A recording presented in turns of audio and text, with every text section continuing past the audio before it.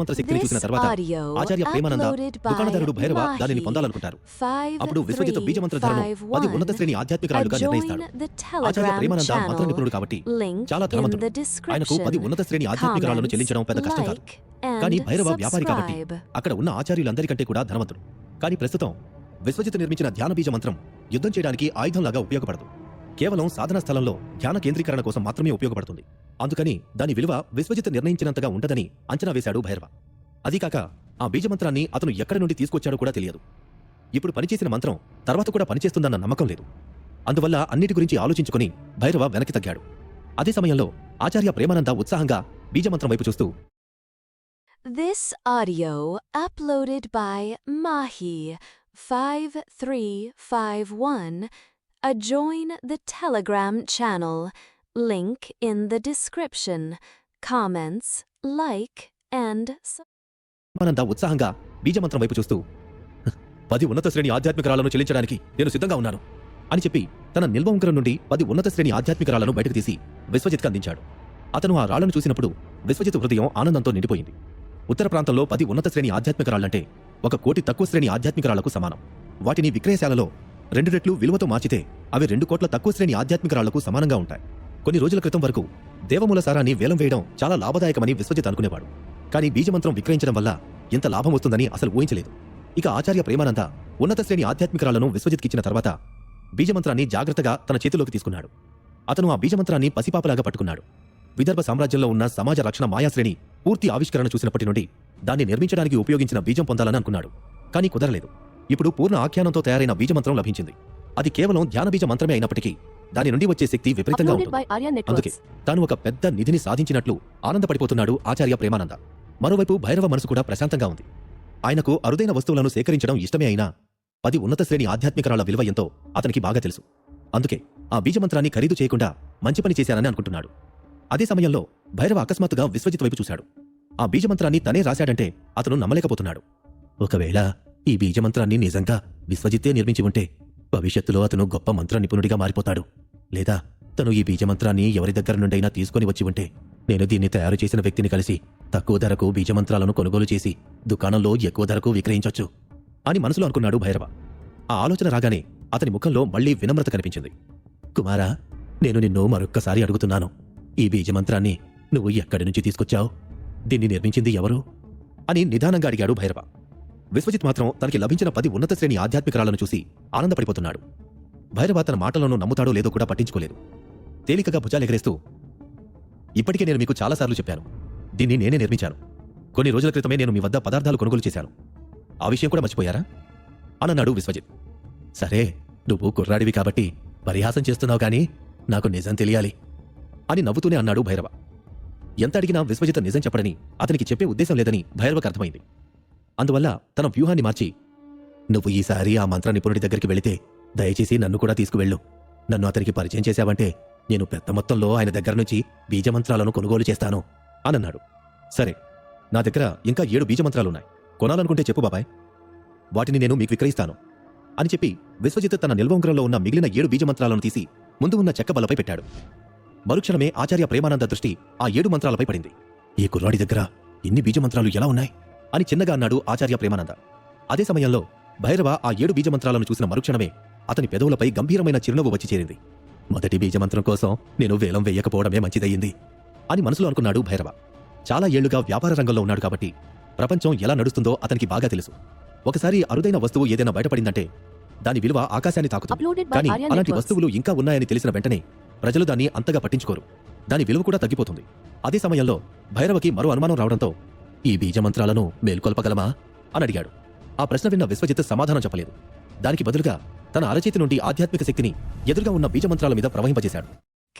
This audio uploaded by Mahi 5351. Join the Telegram channel. Link in the description. Comments, like and subscribe. ఈ బీజమంత్రాలను మేల్కొల్పగలమా అని అడిగాడు. ఆ ప్రశ్న విన్న విశ్వజిత్ సమాధానం చెప్పలేదు. దానికి బదులుగా తన అరచేతి నుండి ఆధ్యాత్మిక శక్తిని ఎదురుగా ఉన్న బీజమంత్రాల మీద ప్రవహింపజేశాడు. అతని చేతి నుండి 7 కిరణాలు వెలువడి అక్కడ ఉన్న బీజమంత్రాలతో కలిసిపోయాయి. అదే సమయంలో అన్ని బీజమంత్రాలు కాంతివంతంగా తయారయ్యాయి. మొత్తం దుకాణం కొంతసేపు పచ్చని కాంతితో నిండిపోయింది. అది చూసి భైరవ కళ్ళల్లో మెరుపు వచ్చింది. నాకు ఈ బీజమంత్రాలన్నీ కావాలి, కానీ ధర అని భైరవ కొద్దిసేపు ఆలోచించి, ధ్యాన బీజమంత్రాలు చాలా తక్కువ మంది వినియోగిస్తూ ఉంటారు, కానీ ఇవి పూర్తిగా కొత్త సూత్రాలపై ఆధారపడి ఉన్నాయి. అంతేకాక పూర్ణ ఆఖ్యానం కారణంగా బీజమంత్రాల శక్తి మరింత మెరుగ్గా ఉంది. సాధారణ బీజమంత్రాల కంటే వీటి ప్రభావం 30% ఎక్కువని అనుకుంటున్నాను. నేను వీటిలో ఒక్కో బీజమంత్రానికి 5 ఉన్నత శ్రేణి ఆధ్యాత్మిక రాళ్లను చెల్లించి కొనుగోలు చేస్తాను. అది నీకు సమ్మతమేనా కుమారా అని అడిగాడు భైరవ. అతను చెప్పిన ధర సబబుగానే అనిపించడంతో విశ్వజిత్ సరే అన్నట్లుగా తల ఊపుతూ, సరే అయితే మీరు ఒక్కో బీజమంత్రానికి 5 ఉన్నత శ్రేణి ఆధ్యాత్మిక రాళ్లను చెల్లించండి. వాళ్ళ ఒప్పందం విన్న ఆచార్య ప్రేమానంద మధ్యలో అడ్డుపడుతూ, మీ ఇద్దరు కలిసి నాతో ఆడుకుంటున్నారా? కొద్దిసేపటి క్రితమే ఒక ధ్యాన బీజ మంత్రాన్ని నేను 10 ఉన్నత శ్రేణి ఆధ్యాత్మిక రాళ్లు చెల్లించి కొనుగోలు చేశాను. ఇప్పుడు వాటి ధర 5 ఉన్నత శ్రేణి ఆధ్యాత్మిక రాళ్లంటే నేను అంగీకరించను అనన్నాడు. ఆ బీజమంత్రాలను నేను తయారు చేశాను, కాబట్టి వాటి ధర నిర్ణయించే హక్కు నాకుంది అని తేలిగ్గా చెప్పాడు విశ్వజిత్. ధర అన్నది క్షణక్షణానికి మారుతుందా ఏంటి? నువ్వు కొద్దిసేపటి క్రితమే నాకు ఈ బీజమంత్రాన్ని రెట్టింపు ధరకు అమ్మావు, కానీ ఇప్పుడు భైరవ చెప్పగానే వాటి ధరని తగ్గించేశావు. ఈ బీజమంత్రాలన్నీ ఒకటే అయితే ధరలో ఇంత తేడా ఎందుకు అని కోపంగా అడిగాడు ఆచార్య ప్రేమానంద. కొద్దిసేపటి క్రితం అతని ముఖంలో కనిపించిన ఆనందం మాయమైపోయింది. విశ్వజిత్ తనని మోసం చేశాడన్న భావన మనసులో పాతుకుపోయింది. అదే సమయంలో విశ్వజిత్ కళ్ళు చిన్నవి చేసి చూస్తూ, మీరు నాకంటే పెద్దవాళ్ళు, అనుభవజ్ఞులు. వ్యాపార నియమాలను నేను మీకు ప్రత్యేకంగా చెప్పాల్సిన అవసరం లేదనుకుంటా. మీరు నా దగ్గర ఒక్క బీజమంత్రాన్ని కొనుగోలు చేశారు, కాబట్టి నేను దానిని 10 ఉన్నత శ్రేణి ఆధ్యాత్మిక రాళ్లకు విక్రయించాను. కానీ భైరవ బాబాయ్ నా దగ్గర 7 బీజమంత్రాలను కొనుగోలు చేస్తున్నారు, అందుకే ధరను తగ్గించాను.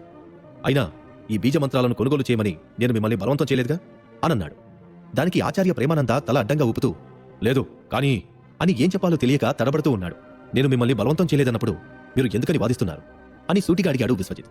తర్వాత పక్కనే ఉన్న ఒక ఆసనంపై కూర్చొని ఆచార్య ప్రేమానందను పట్టించుకోకుండా భైరవతో మాట్లాడుతూ, బాబాయ్ బీజమంత్రాలకు ధరను చెల్లించిన తర్వాత ఈ జాబితాలోని పదార్థాలను నాకు ఇవ్వండి అని ఒక తాటాకు పత్రాన్ని ఎదురుగా ఉన్న చెక్కబల్లపై పెట్టాడు విశ్వజిత్. దానికి భైరవ సరే అన్నట్లుగా తల ఊపి 7 బీజమంత్రాలను జాగ్రత్తగా లోపల పెట్టుకుని అక్కడ ఉన్న ఒక సహాయకుడికి జాబితానిచ్చి పదార్థాలను సిద్ధం చేయమని చెప్పాడు. అదే సమయంలో తొందరపడి ఎక్కువ ధరకు బీజమంత్రాన్ని కొనుగోలు చేసినందుకు ఆచార్య ప్రేమానంద తనని తాను నిందించుకుంటున్నాడు. అతను విశ్వజిత్ని బెదిరించి తన ఆధ్యాత్మిక రాళ్లను తిరిగి పొందాలనుకున్నాడు. అప్పుడే అసలు తను ఇక్కడికి ఎందుకొచ్చాడో గుర్తుకొచ్చింది. ఉత్తమాధిపతి విశ్వజిత్ మనోభావాన్ని దెబ్బతీయమని తనని ఇక్కడికి పంపించారు. ఇప్పుడు తానే బీజమంత్రాన్ని ఎక్కువ ధరకి కొనుగోలు చేశానని తెలిస్తే నవ్య ఏం చేస్తుందోనని ఒక క్షణంపాటు కంగారు పడ్డాడు. కాని మరుక్షణమే ఆచార్య ప్రేమానందకు ఒక ఆలోచన రావడంతో, విశ్వ ఆఖరిసారిగా అడుగుతున్నాను, ఈ బీజమంత్రాలను నిజంగా నువ్వే నిర్మించావా అని అడిగాడు. ఒకే ప్రశ్న మీరు నన్ను ఎన్నిసార్లు అడుగుతారు అని చిన్నగా విసుక్కున్నాడు విశ్వజిత్.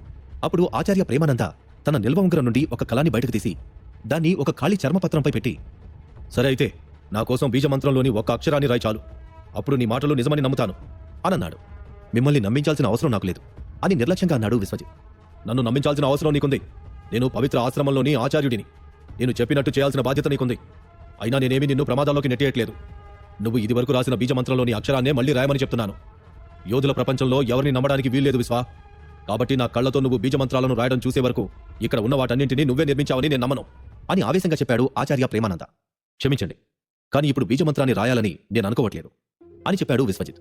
తర్వాత అతను భైరవ నుండి ఆధ్యాత్మిక రాళ్లను, తనకి కావాల్సిన పదార్థాలను తీసుకుని దుకాణం నుండి వెళ్లడానికి సిద్ధమయ్యాడు. అప్పుడు ఆచార్య ప్రేమానంద అడుగు ముందుకు వేసి విశ్వజిత్ దారికి అడ్డంగా నిలబడి, నీకు కోపం తెప్పించినందుకు క్షమించు, ఒకే ఒక అక్షరం రాసి ఇక్కడి నుండి వెళ్ళు అనన్నాడు. భైరవ కూడా మధ్యలో కల్పించుకుని, ఆయన అంతగా అడుగుతున్నారు కదా విశ్వా, రాసి వెళ్తే నాకు కూడా నీ మీద నమ్మకం కలుగుతుంది అని చిన్నగా అన్నాడు. దాంతో బీజాక్షరాన్ని రాసే వరకు వాళ్ళిద్దరూ తనని విడిచిపెట్టాలనుకున్న విశ్వజిత్ సరే అన్నట్లుగా తల ఊపి వెనకకు తిరిగి చెక్కబల్లపై పెట్టి ఉన్న కలాన్ని చూస్తూ, కానీ నాది ఒక షరతు అనన్నాడు. ఏంటది అని అనుమానంగా అడిగాడు ఆచార్య ప్రేమానంద. బీజమంత్రాలను నేనే రాశానని నిరూపిస్తే మీ కలం నా సొంతమవుతుంది. అది మీకు సమ్మతమేనా అని నవ్వుతూ అడిగాడు విశ్వజిత్. ఆచార్య ప్రేమానంద కలం 1000 సంవత్సరాలున్న అగ్నిగంధ అనే వృక్షపు కలపతో తయారు చేయబడింది. అగ్నిగంధ కలప 100 సంవత్సరాల పాటు వేడిగా మృదువుగా ఉంటుంది. దాంతో ఆ కలంలోకి ఆత్మశక్తి సులభంగా ప్రవహిస్తుంది. అదనంగా కలం యొక్క బయటి పొర, కొసభాగం అన్నీ అత్యుత్తమ నాణ్యత గల పదార్థాలతో తయారు చేయబడ్డాయి. దుకాణంలో దీనిని 3 ఉన్నత శ్రేణి ఆధ్యాత్మిక రాళ్లకు విక్రయిస్తూ ఉంటారు. ఆచార్య ప్రేమానంద వద్ద 1 కంటే ఎక్కువ కళలున్నాయి. కానీ ఇప్పుడు అక్కడ ఉన్నది ఆయనకు అత్యంత ప్రియమైన కలం. అందుకే తను ఎక్కడికి వెళ్ళినా దానిని కూడా వెంట తీసుకువెళ్తూ ఉంటాడు. అందువల్ల Subscribe. గల పదార్థాలతో తయారు చేయబడ్డాయి. దుకాణంలో దీనిని 3 ఉన్నత శ్రేణి ఆధ్యాత్మిక రాళ్లకు విక్రయిస్తూ ఉంటారు. ఆచార్య ప్రేమానంద వద్ద 1 కంటే ఎక్కువ కళలున్నాయి. కానీ ఇప్పుడు అక్కడ ఉన్నది ఆయనకు అత్యంత ప్రియమైన కలం. అందుకే తను ఎక్కడికి వెళ్ళినా దానిని కూడా వెంట తీసుకువెళ్తూ ఉంటాడు. అందువల్ల విశ్వజిత్ పెట్టిన షరతు వినగానే ఆలోచనలో పడిపోయాడు. ఆచార్యుడి ముఖంలో కనిపిస్తున్న భావాలను గమనించిన విశ్వజిత్ చిన్నగా నవ్వి, బాగా ఆలోచించుకోండి. మీరు నేను పెట్టిన షరతును ఒప్పుకుంటేనే బీజమంత్రాన్ని రాస్తా. This audio uploaded by Mahi 5351. Join the Telegram channel. Link in the description. Comments, like. షరతును ఒప్పుకుంటేనే బీజమంత్రాన్ని రాస్తాను, లేదంటే ఇక్కడి నుంచి వెళ్ళిపోతాను అని అంటూ మళ్ళీ వెనక్కి తిరిగి దుకాణం నుండి బయటకు వెళ్ళడానికి సిద్ధమయ్యాడు. అతని ప్రవర్తన చూసి ఆచార్య ప్రేమానంద కోపంతో దవడలు బిగించి, సరే, నువ్వు నిజంగా బీజమంత్రాన్ని పూర్ణ ఆఖ్యానంతో రాయగలిగితే ఈ కలం నీ సొంతమవుతుంది అనన్నాడు. అది విన్న వెంటనే విశ్వజిత్ చిన్నగా నవ్వుతూ చెక్కబల్ల దగ్గరకొచ్చాడు. కానీ ఆచార్య ప్రేమానంద అతనికిచ్చిన పదార్థాలను చూసిన వెంటనే కనుబొమ్మలు పైకెత్తి, ఇది ఏ బీజమంత్రాన్ని నిర్మించడానికి ఉపయోగించే పదార్థాలు అని అనుమానంగా అడిగాడు విశ్వజిత్. 3 నక్షత్రాల సూర్య బీజమంత్రం అని గంభీరంగా చెప్పాడు ఆచార్య ప్రేమానంద. నవ్య తనకు అప్పగించిన పనిని ప్రేమానంద పూర్తి చేస్తాడా? విశ్వజిత్ సూర్యబీజ మంత్రాన్ని నిర్మించగలడా?